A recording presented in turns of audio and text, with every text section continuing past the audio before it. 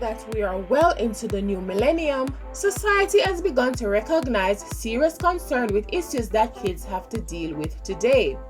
Some issues have always been there, but are now coming to the eyes of the public to find solutions.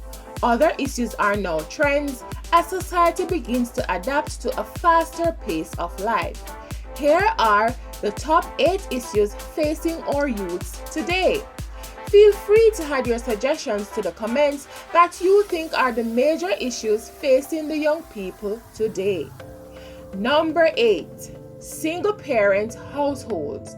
The problem begins at home. Since the 1950s, the number of single parent homes has consistently increased to the point of catastrophe. Today, 28 million single parents are responsible for 56 million children. Raising a child is difficult enough in a two-parent home, especially in tough economic conditions. The situation is even more dire when there is only one parent.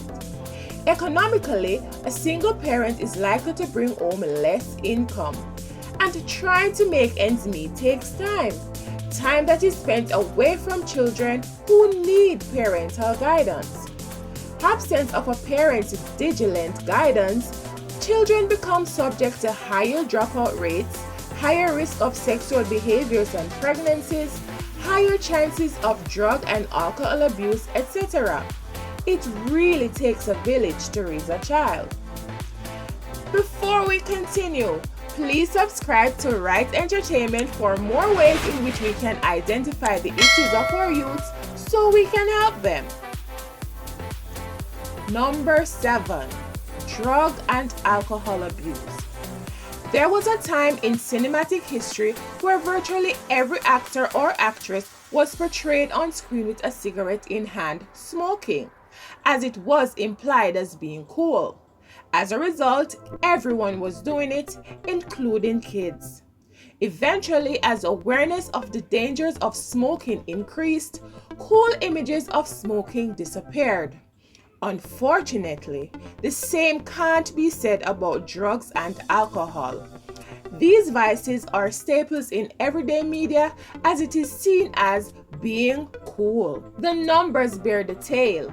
21% of high school seniors say they get high, and 36% of the same group reports drinking alcohol. Our kids are literally moving around in an intoxicated daze. Immature behavior is then amplified due to being under the influence. Drunk driving, poor grades and attendance, antisocial and violent behavior, and the list goes on. Number 6. Growing up too fast. There was a time when kids enjoyed being kids. Today, even at the earliest of ages, children are partaking in adult activities with serious consequences. Similar to what we've seen with alcohol and drugs, sex is a very popular and portrayed subject matter. With the movies, TV, and the internet, essentially everywhere a kid turns, he or she is bombarded with sexual suggestions.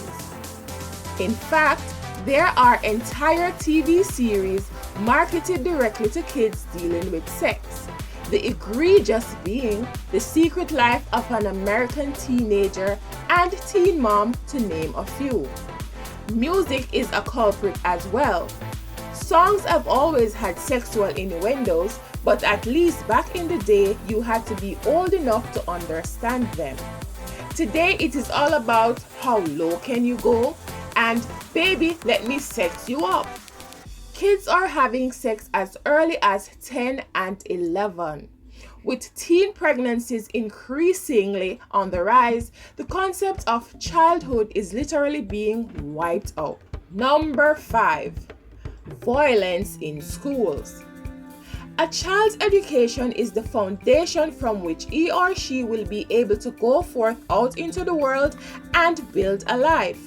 School plays a major role in this endeavor, and therefore it is reasonable to expect that these places of learning should be safe havens for the children while they are preparing for adulthood. Unfortunately, this is not always the case. In many instances, especially in low-income urban settings, the schools can be a war zone. We are not talking about minor bullying, but rather serious violence. Consider that in the last decade, 284 kids were murdered due to school violence. There were shootings, stabbings, fights, and suicides, which is a result of continued bullying. Growing up is tough enough without having to be worried about being killed while going to math class. Number 4, materialism. We live in a society that promotes materialism, and so we perpetuate this particular malady by instilling bad habits in our children. We teach our children that the measure of success and happiness in life is how much stuff you have. Kids naturally want things, especially if their friends have something similar. Unfortunately, there seems to be little restraint and accompanying guidance as we go about this. Essentially, we provide our kids with whatever they want that is within our financial ability to do. The concept of earning what you get, or the idea of not buying something that you don't need, seem to have been lost and discarded. We have a mentality of getting what we want when we want it, which has been ingrained in us since childhood. The unfortunate result is that there are devastating consequences for such continued behavior later in life. Parents, please try not to spoil your kids. Number 3, obesity. Our kids are fat and are getting fatter. Recent numbers show that 20.6% of American children are obese. Not chubby, obese. Video games, TV, the internet, and fast food are partly to be blamed. Kids are spending more time sitting in front of a TV or computer screen than running around outside. This sedentary lifestyle has consequences. Socially, it's no secret that overweight kids are going to be subject to ridicule from their peers. It's sad, but nevertheless true. This can result in issues such as low self-esteem, depression, etc. Then there are health concerns, high blood pressure, diabetes, and other illnesses that are associated with obesity.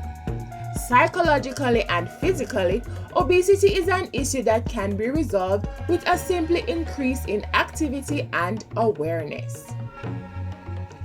Number 2, education disparity. Education is important, as we've previously mentioned. Few people would dispute this well-regarded fact. A good education will provide a child with an increased chance of taking advantage of opportunities to be successful in life. Unfortunately, some people have it better than others. This is not an issue of just one school being better than another. Rather, we are talking about whole classes of children being denied a proper education that will prepare them to compete in a job market with their peers and have the same access to their dreams. Disparity in educational quality is delineated by financial status and, in some cases, race. If you live in a poor neighborhood or are a minority, there is a good chance that the schools you attend are lacking many necessities. Number 1, poverty. According to the National Center for Children in Poverty, NCCP, poverty is the single greatest threat to children's well-being. Poverty impedes learning and contributes to social and behavioral problems. And guess what? There is no income to counteract these problems. Mommy cannot afford a tutor, or daddy cannot afford a counselor. There is a huge opportunity for society to stop being so materialistic, and in turn, poverty wouldn't be such an issue because most children will have the same things they need instead of things they want. This would decrease violence in schools because fewer kids would be teased. Thank you for watching. Please don't forget to like, share with someone who needs to hear this, leave a comment and subscribe. Also, hit that notification bell to keep you updated on our new videos. Bye!